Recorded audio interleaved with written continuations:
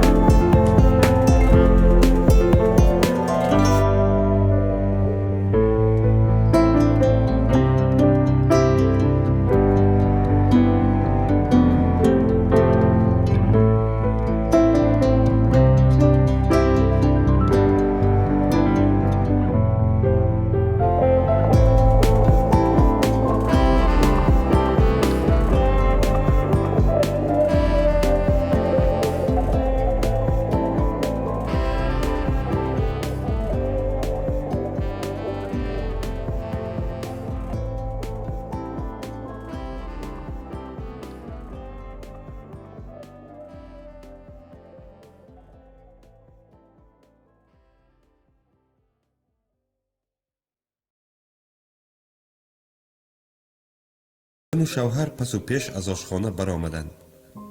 میرگان با قره چشم حرکت حلیمه را تعقیب می نمود. شکمش خیلی دمیده و حرکتش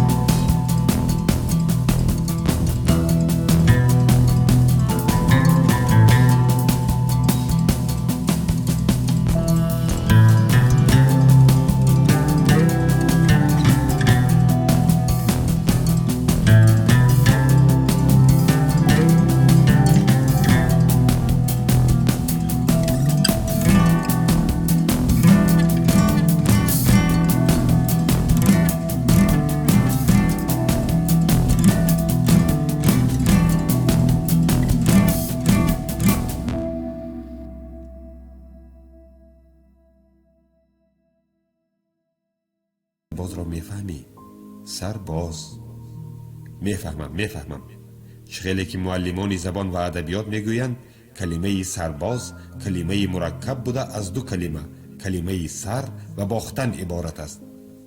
باز از خودم علاوه میکنم که هر کسی که سرباز میشود باید به باختن سر تیار باشد.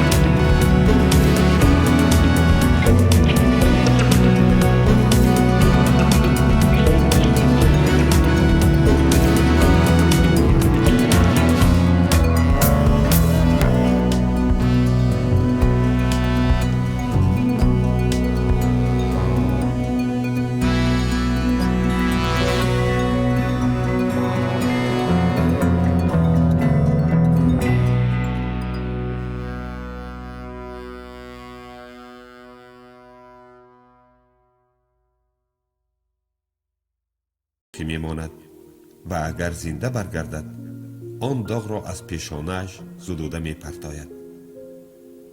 میرگن باوری کامل داشت که سال 1937 بزرگخان را در نتیجه اشتباه مشعوم به حبس گرفتند.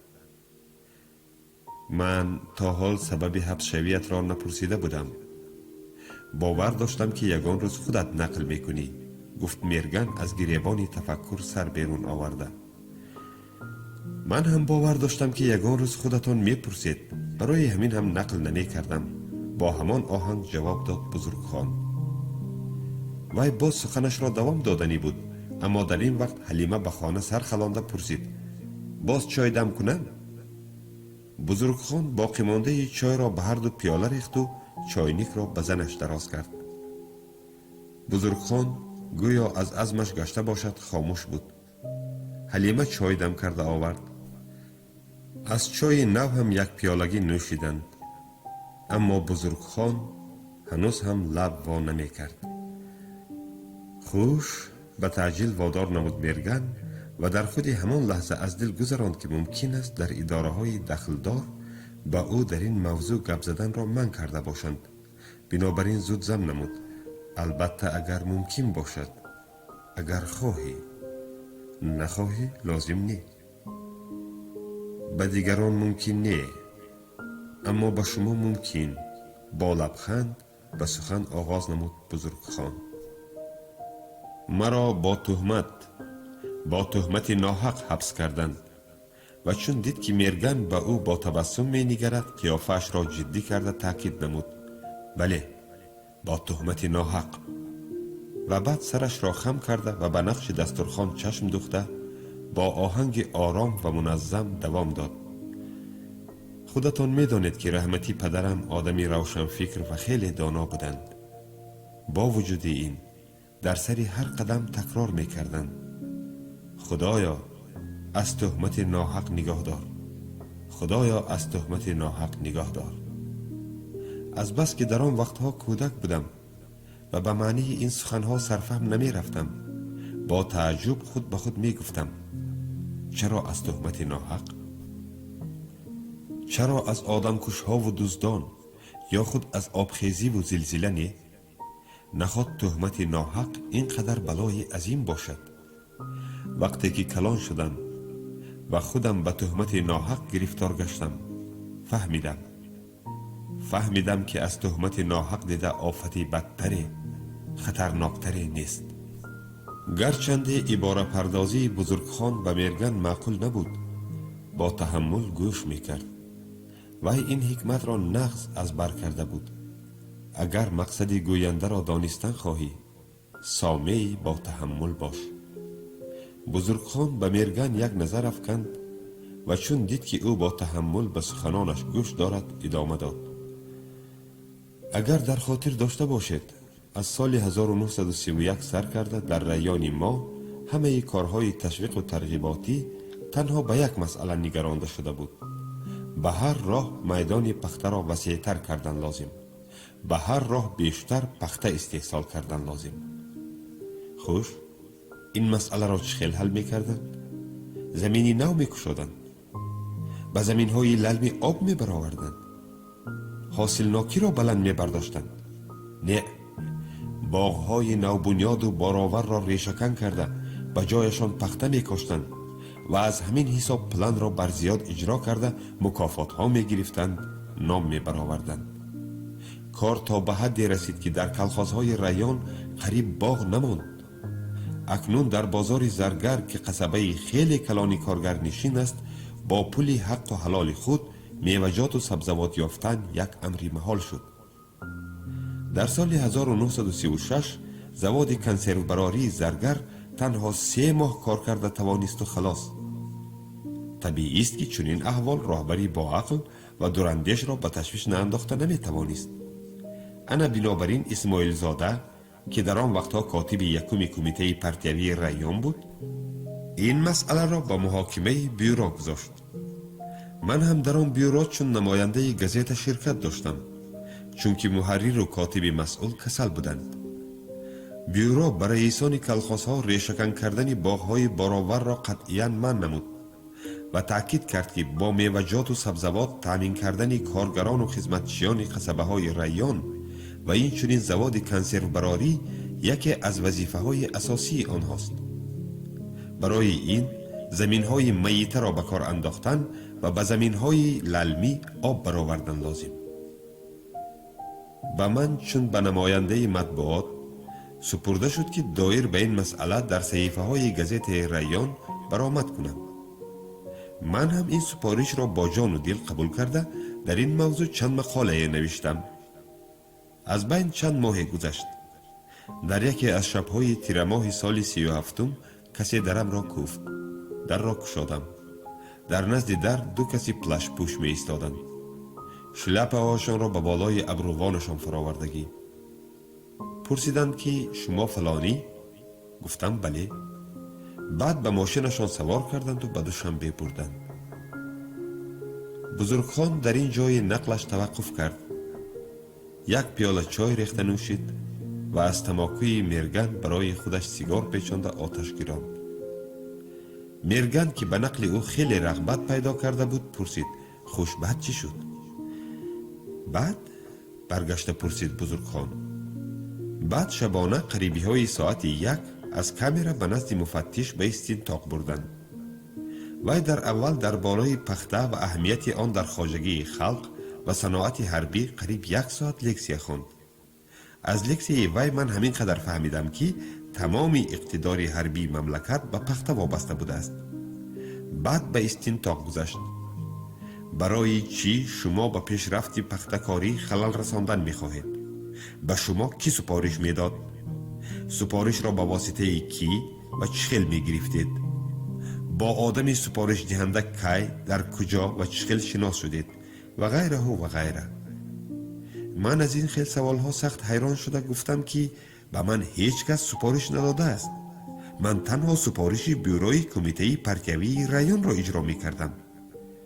آنگاه مفتش چشمان مغولیش را باز تنگتر کرده با تمسخر گفت های بچه، گپ را به دیگر سوی نبر، غاز نته، ما را گل گمان نکن. ما از تو هم مغمبرترهایش را دیدگی. کنی گپ زن، کی تو را به جاسوسی جلب نمود؟ کی؟ در کجا؟ چی خیل؟ این گپ ها را شنیده هوش از سرم پرید. من به اختیار به سری مفتش بانگ زدم. چرا این خیل میگویید؟ من کی را کشتم؟ به خانه کی آتش زدم؟ من چه خیل جاسوس؟ مفتش یک به پس و پیش خانه رفته آمده به من چی بودن جاسوسی را فهمانده داد. تو بچه گمان میکنی که جاسوس تپانچه در دست به سری راهی کلام برآمده آدم کشی میکند؟ نه، جاسوس انا تو بر این خب پکک منفیت خلق را بهانه کرده بر ریشه حکومت سویتی تیشه میزند. خوش مفتش کی بود؟ حکایت بزرگخان را برید میرگن. از همه علم آورش این که از تاجیکان خودمان، اگر از دیگر ملت میشد، اگر شرایط ریسپوبلیکای ما را نمیدانست اینقدر علم نمیکرد. بزرگخان باز از تماکوی میرگن سیگار پیچاند. آنها خیلی خاموش نشستند. میرگن درباره مفتش فکر میکرد. نخواد در دنیا این خیل ذاتهای عجیب هم باشند. خوش بعد چی؟ هر شب احوال همین بود. کی تو را با جاسوسی جلب نمود؟ کی؟ در کجا؟ چه؟ در اول با نرمی میپرسید. بعد به دوغ و پوپیسه گذشت. بزرگخان یک نفسش را راست کرد و سخنش را دوام داد. همه این به دل ما زد. ما مفتش دیگری طلب کردیم. بعد از تکرار و اصرار بسیاری التماس ما را قانع کناندند. عجیبش این که مفتش نو همشهری خودمان بود. شما او را میشناسید. پسر خردی ملا شریف. او همان ملا شریفی که در آموزشگاه پداگوژی معلمی میکرد. من گمان میکردم که اینش همشهری خودمان. شرایط ریسپوبلیکا و خلق و اطوار خلق ما را نغز میداند. بنابراین زود موی را از خمیر جدا کرده میگیرد. افسوس که اینش از آنش هم بدتر برآمد. اینش ما را قریب 3 ماه عذاب داد. خیر پس چخیل آزاد شدید؟ پرسید میرگن برای کوتاه کردن گپ. خیلی عادی با تبسم محزونانه جواب داد بزرگخان. با کثافت اسماعیل زاده حبس شدم، با شرافت او آزاد. به عباره پردازی ساده تر گپ زن التماس نمود میرگن. اسماعیل زاده چون دید که مفتش دویم هم مفتش یکم بر این بیمزه است، به طریق اعتراض از طعام دست کشید و اعلان نمود که تا از مسکو مفتش نآورند به طعام دست نخواهد زد. یک هفته تمام به دهان چیزی نگرفت. آب شد، از گوشت و پوست افتاد، جانش برمخ آمد، اما از عزمش برنگشت که برنگشت. مجبور شدند که التماسش را قانع کنانند. بعد از یک هفته از مسکو مفتش آمد، با ما یک بار صحبت کرد. بعد 2 روز به ما اعلان نمودند که شما آزاد. خیریت که چخیلی که در عرفیت میگویند در بین بینی هست، وگرنه یک چشم دیگر را خورده میرفت. بزرگخان که سخت به هیجان آمده بود، یک سیگار در گرانده چقر دود گرفته سخنش را ادامه داد. من نه از مفتش مغول شکل خفه هستم، نه از پسر ملا شریف و نه از آنهایی که از بالای ما معلومات دادند. آخر این عیب آنها نه، این عیب تاریخ. ما قریب 1000 سال باز دولت نداشتیم. در بالای سری ما دائما تازیانه اجنبیان رقص میکرد. در آخر با شرافت خلق بزرگ روس صاحب دولت و ملتی مختار شدیم. از بس که تا حال چون ملت تشکل نیافته بودیم و دولت نداشتیم، از این رو مملکت داری را نمیدانستیم. بنابراین حالا اگر لجام حکم را به دست ما دهند، بعضا عرابه خالی را گرفته می گریزیم. بله، بعضا عرابه را خالی گرفته می گریزیم. یا که قاسم بابایویچ برین محلچگی می کنیم، به گرد خود خیش و تبار و خوشامدگویان بسیاری جمع می کنیم. به ما برای یاد گرفتن دولتداری و در این بابت به دیگر ملت ها رسیده گرفتن حالا خیلی و خیلی وقت لازم. ما حالا خود را نشناخته ایم. بیهوده نگفتند که خود را شناختی خدا را شناختی.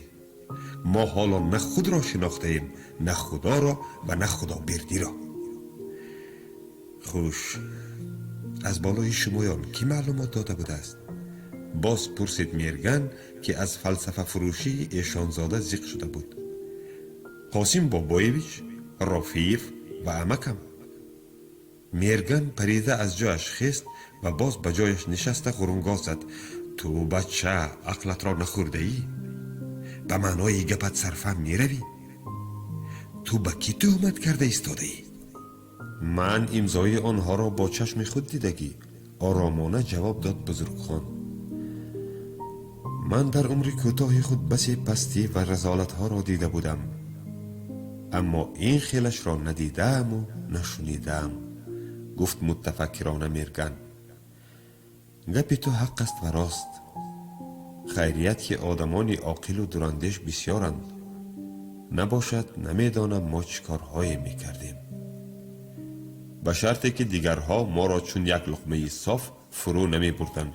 حاضر جوابی کردنی شد بزرگخان. در این وقت کسی در را کوفت. بعد از ثانیه سیف بخچه کلان در دست وارد خانه شد. سیف مردی میان قد، خمشمیان و ملموی و کبود چشم بود. این خیل آدمان احیان در بین کوهستانیان وامی خورند. گرچنده سینش کیها از 50 گذشته بود، هنوز هم چست و چالاک و بردم و به قوت می نمود. سیف بخچه را به بالای استال گذاشته با میرگن گرم و جوشان واخوری و احوال پرسی کرد و بعد بخچه را کشاده با آهنگ شوخی زم نمود. حکیمی میگوید که تو از سوراخ شدن پوستت آنقدر خفه نیستی که چقدری که از سوراخ شدن شینیلت. و یک شینیل و یک موزه نپ نوی افسری را برآورده به میرگن دراز کرد. به ما دولت هر سال سر و پا می دهد. من شینیل بسیار دارم، تو باشی یک شینیل داری، آن را هم سوراخ کردند. بعد از این به سوی بزرگخان برگشته به او نوک دستش را دراز کرد. میرگن شینیل را به کتفش پرتافت. شینیل اندک کوتاه بود، زانویش را به زور می پوشاند. میرگن شینیلی دراز تا به بجلک پای میرسیدگی را دوست می داشت. با وجود این از تحفه جورش خیلی ممنون بود. رحمت سیف، رحمت، تو به من گویا دنیا را هدیه کردی، دنیا را. بزرگخان که از این بی‌تکلفی سیف رنجیده بود، آهسته به آشخانه به نزد زنها رفت. چرا به این دشمن خلق و آن دو منجلقی به خانه ات راه می دهی؟ با سرش به سوی آشخانه اشاره کرده گفت با قراحت سیف: این خیل نگوی سیف، تو تکجایی نیستی. در اینجا همگی 3 سال باز کار میکنی. بنابراین آدمان تکجایی را نمیدانی. آنها آدمان خوبند. آن 2 زن که تو آنها را منجلقی میگویی از بسیار زنان شوهر و بچه‌دار حلال و پاکیزه ترند. خودی بزرگخان هم آدمی خیلی نغز است. به فکرم در ریانمون از بزرگخان دیده آدمی پاک دل و نسبت به حکومت سویتی جانفداتر نیست. آیا تو کی بودنی پدری او را میدانی؟ بله، یه شانچه که از ناچاری کم کم معلمی هم میکرد. انا دیدی؟ درباره پدرش هم تصورات درستی نداشته ای. وی هنوز پیش از ریولوسیا از دوغ پوپیسه علمای متعصب نترسیده مکتبی نو کشاد. این یک جانفدایی حقیقی بود. قهرمانی بود. قهرمانی بود که به آن هر خیل آدم جرأت کرده نمیتوانست. محابات کردی کو؟ خطاب نمود سیف. آیا تو میدانی که برای چی در بین مردم ما باسمچیگری نبود؟ میرگن به جواب مصاحبش منتظر نشده خودش جواب داد: این هم به طفیل همان اشانچه، به طفیل تشویق و ترغیب و نصیحت او. نخواد؟ پرسید سیف با تمسخر، چون که حالا هم به گپ مصاحبش باور نداشت. بله، سخنش را دوام داد میرگن، به تمسخر دوستش ذره اهمیت نداده. وی نه تنها مردمی زرگر را باسواد کرد، بلکه از خودکشی نیز نگه داشت. چه خیل؟ پرسید سیف که اکنون نسبت به شخصیت ایشان جمال خان رغبتی پیدا کرده بود. این قصه دور و دراز است. اگر وقت داشته باشی نقل میکنم. سیف به ساعت یک نظر افکنده گفت: مرحمت، من باز 1 ساعت بر این وقت دارم. میرگن یک سیگار پیچاند و به نقلش سر کرد. تو یگان بار در کاشانه بودی؟ بله. پاچت خانه اش را دیده ای؟ تاریخش را میدانی؟ نه؟ انا اکنون گوش کن. سال 1930 یک پالک سواره 1 ماه برین در کاشانه قرار گرفت. انا همان وقت از کران سرخ در کنار دیه در بالای تپه آن پشت خانه را ساختند. بعد پالک به جای دیگر کوچید. در پشت خانه فقط 12 نفر عسکری سرخ ماند. آنها به نگاه و بین و تعمیر سیمهای تلفن و پشت خانه متصدی بودند. 1 سال گذشت. آوازه باز از خارجه به خاک تاجیکستان هجوم کردن ابراهیم بیک بلند شد. باز روحانیان و اشخاص متعصب سر برداشتند. تشویق و ترغیبشان را پرزور کردند. یک قسم مردم دیهات گرد و اطراف کاشانه، علل خصوص دیهات بلندکوه که نسبت به اهالی دیهات وادی بی سواد و جاهلتر بودند، به تشویق و ترغیب آنها فریفته شده با عجله مسلح می شوند و برای نیست کردن حاکمیت جدیدهای بخارا و روسها به غزا می برایند. اگر تو می دیدی از خنده رودکن می شدی. سلاحشان داستکله، شاخه و کلتک. فقط 40-50 نفرشان ملتقهای کهنه شاخدار و ملتقهای شکاری داشتند. میگویند که تاشبنگی نام شخصی چیز دیگری یافته نتوانسته به نوک کلتک قیچی ناخونگیری را بسته به غزوات می براید. انا همین ازدحام که قریب به 1000 نفر می رسید، اول در چارباغ جمع شده، بعد چون سیل از بالا به پایان، یعنی از چارباغ به کاشانه فرو می ریزد. عیناً چون در قصه موش و گربه عبید زاکانی. میرگن که قصه موش و گربه را برای خوشاهنگی و برای رمز و کنایه های لطیفش خیلی دوست می داشت و از یاد می دانست، جای مناسبش را از یاد خوانده داد. هنوز وقتی که این ازدحام در چارباغ بود، رئیس و کاتب جماعه و 6 نفر فعالان دیگر گریخته به کاشانه آمده این خبر را به من که در آن وقتها در پالک سواره خدمت می کردم و به آتپوسک به زادگاه هم آمده بودم رساندند و من به فعالان کاشانه ما 20 نفر شده به پاشتخانه رفتیم و احوال را به سردار آن نقل کردیم. در پاشتخانه یک چند میلتیق و تپانچه زیادتی بوده است. با آنها فعالان چارباغ و کاشانه را مسلح کرده برای مدافعت تیار شدیم. راهبری به مدافعه به ذمه من گذاشته شد چون که من افسر بودم. من و سردار دسته پاسبانان پاشتخانه از بالای بام با دوربین به حرکت غازیان نظاره می کردیم. انا از تل خاکگیرک فرامده به کاشانه وارد شدند. انا با کوچه مرکزی به مسجد جامع رسیدند. من به زیردستانم فرمان دادم که به آتش فشانی تیار شوند چون که مسافه بین مسجد و پاشتخانه از 1 کیلومتر بیش نبود. ناگاه در نزد مسجد دو شخص جامه سفید و سله سفید پیش ازدحام را گرفت. یکی از جامه سفیدان که مردی بلند بالای بود و در دست راست کتابی داشت، گاه کتاب را به بالای سرش برآورده و گاه پایان فراورده به ازدحام چیزی می گفت. دمی ازدحام گاه پست می شد و گاه باز به جوش آمده و کلتک و سلاحشان را الوانج داده به جامه سفیدان تهدید می کرد. این احوال قریب 1 ساعت دوام نمود. بعد دمی ازدحام تماما پست شد و به خفا برگشته آهسته آهسته پراکنده گشت. بعد هر دو آن جامه سفیدان به سوی پاشتخانه روان شدند. وقتی که نزدیک شدند ما دیدیم که ایشان جمال خان و ملا شریف. من انیق نمیدانم که ایشان جمال خان به ازدحام غازیان چی گفت، آنها را با چی ملزم کرد. مردم میگویند که او از قرآن و حدیث مثالها آورده اثبات کرده است که گویا پادشاه گریزه را حمایت کردن گناه عظیم است و برای این در دنیا به جزای سخت گرفتار خواهند شد. بعد اثبات کرده است که به حکومت شورایی زوری انگلیای و گرمانیا بر این دولت‌های پرزور نرسید. پس آنها غازیان ناشود با کلتک و داستکله‌های خود چیکار کرده میتوانند؟ هیچ کار. فقط خود را مفت به کشتن میدهند.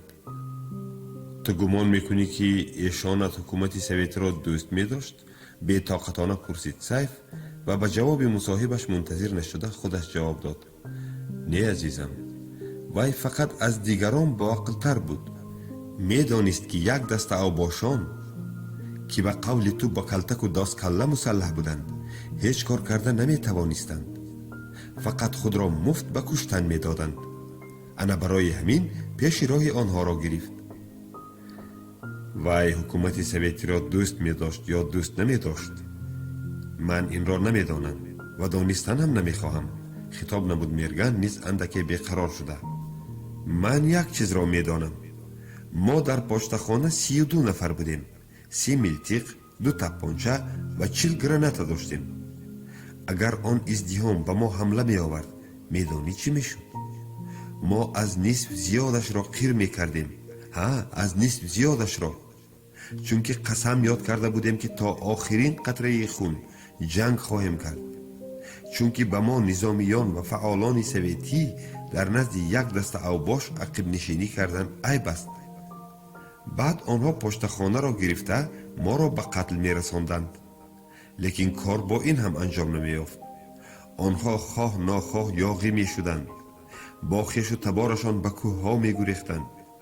مگر حکومت سویتی از آنها انتقام ما سربازان و فعالانش را نمی ستاند؟ بله می ستاند. میدانی در آن صورت چقدر خون می ریخت. دریا دریا. و اندکی سستر شده با آواز پستر زم نمود. میدانی در اکثریت رایان‌های تاجیکستان باسمچیگری محض همین خیل در نتیجه جاهلی مردم، علل خصوص در نتیجه جاهلی روحانیان متعصب سر زده است. اقلا واقعی به پاشتخانه ینگی بازار هجوم کردن ازدحام متعصبان را به خاطر آر؟ بیهوده نگفتند. سردار چخل باشد نزدیکانش هم همان خیل می شود. دانا باشد دانا، احمق باشد احمق. خیر، من فهمیدم که ایشان جمال خان آدمی با عقل بوده است. سخنی میرگن را با دلتنگی برید سیف. هم دیاران خود را از خودکشی رهانده است، اما از یک پلک هر خل خربوزه رویدنش ممکن. اکثرا پسری پدر قابل ناقابل می شود. تو به اینش چی میگویی؟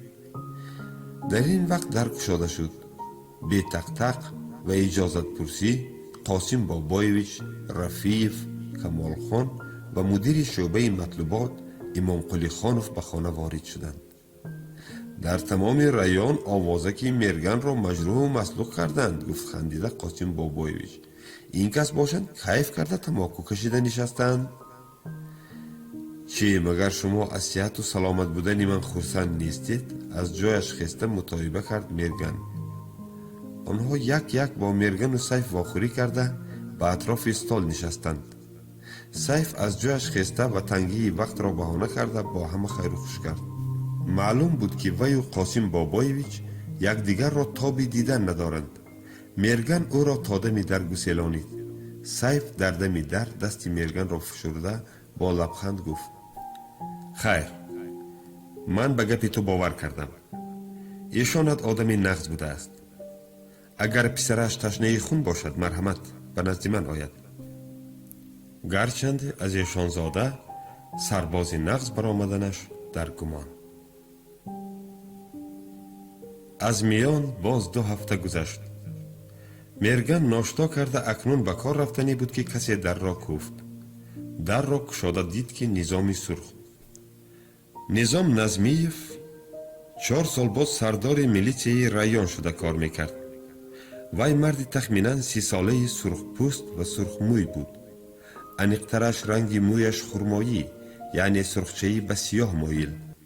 از بس که مردم محلی موی آدمی را تنها به 3 رنگ، به سیاه، مله و سرخ جدا می کردند و موی سرخ به نظرشان خیلی عجیب و نادر می نمود، به سردار میلیسیا نظام سرخ لقب مانده بودند. نظام و مرگن هم دیار بودند، اما رفت آمد نداشتند. فقط گاه گاه تصادفاً در کوچه وا می خوردند و با سرجنبانی به یکدیگر سلام داده گذشته می رفتند. بنابراین مرگن از این تشریف نظام سخت متحیر بود. بیا نظام جان بیا. مرگن مهمانش را به خانه در آورده به سر استال شناند و اکنون به آشخانه برآمده چای ماندنی بود که نظام از عزمش باز داشت. هیچ چیز در کار نیم مرگن سلیمویچ. شنید، من به شما 2 دهن گپ دارم. مرگن به عزمش اصرار نکرد. در مقابل نظام نشسته به چشمش چشم دوخت. ما اکا آن 2 نفر را که به شما تیر زده بودند دستگیر کردیم، گفت او به نقش دسترخوان روی استال چشم دوخته. قندت از نظام، اعتراف کرد مرگن و به سر خم و قیافه محزونانه سردار میلیسیا یک نظر افکنده با تبسم زم نمود. چرا سرت خم؟ تو باید فخر کنی. فخر؟ تو شهباز؟ بله بله، تو شهباز. جای افتخار ندارد اکا. با همان آهنگ محزونانه گفت نظام. خلاصی کلام، ما آنها را دستگیر نکردیم، آنها خودشان آمدند.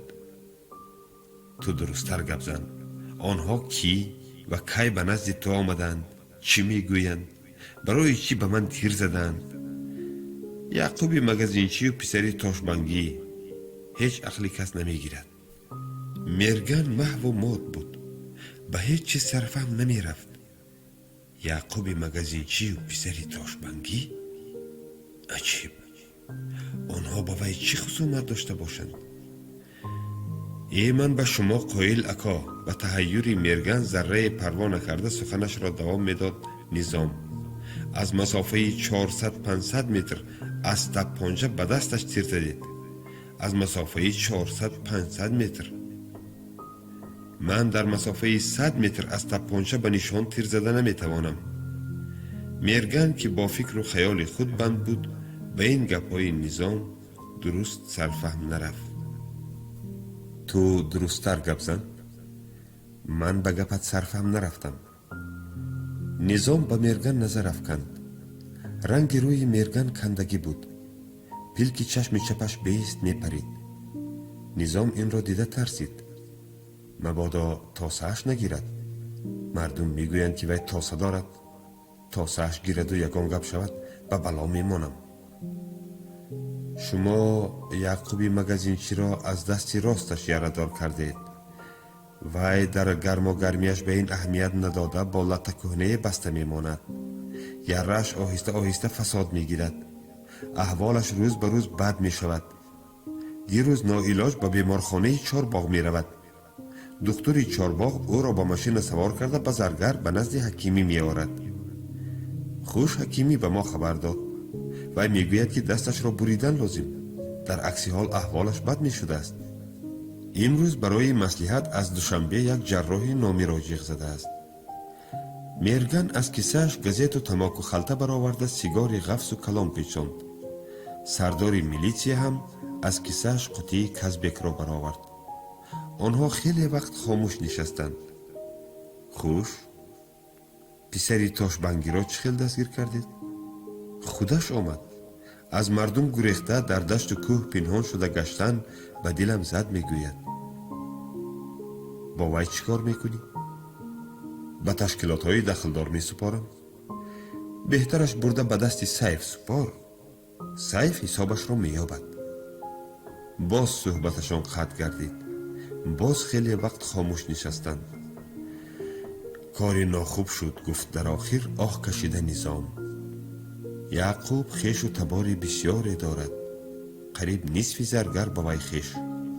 یک طرفش رفته به قاسم بابایویچ میرسد. اگر دستش را برند همه‌شان به شما چپ می شوند. میرگن نغز می دانست که یعقوب مگزینچی به زن قاسم بابایویچ خیشگری دارد. بله، خیش و تبارش بسیار. خیر بسیار باشد چی؟ ناگاه میرگن آتش گرفت. چرا تقدیر به وی پیاپی ضربه می زند؟ چرا بر سرش هر روز یک بلا می آرد؟ وی نمیدانست که چه خیل آتش قهر و غضبش را فرو نشاند. از کی قصاص گیرد؟ ناگاه به خاطرش آورد که زن نظام هم به یعقوب مگزینچی خیش می شود. انیقترش خاله بچه می شوند. یک طرفی تو هم رفته به یعقوب مگزینچی می چسبد و به واسطه او به قاسم بابایویچ. گفت او در اول با آهنگ آرام و بعد آتش گرفته اینان اختیار را از دست داد و از جایش جسته خسته بر روی میز با مشتش یک تا کوفته ار زد. انا میرگن، یک خودش تنها. و وی تیر زنید، کارد زنید، کشید. گوشتش را کنده کنده خاماخام خورید. خاماخام خورید. میرگن یک و تنهاست. پشت و پناهی ندارد. مانند شما قاسم بابایویچ ندارد. گیرید، کشید. نظام متحیرانه به میرگن چشم دوخت. رگ رخساره چپ میرگن می پرید. قیافه سیاه چردهش حالا زعفران بر این می نمود. دو چشمش از کاسه خانه اشان جسته برآمده به هیچ جنبش و حرکت به او دوخته شده بود. شما романи گذشته ایامی نویسنده خلقی تاجیکستان جمعه اودینه رو در قرائت هنرپیشه خلقی تاجیکستان نوراللهی عبدالله از سلسله خوانش بدیعی شنیدید. انجام گفتار 13.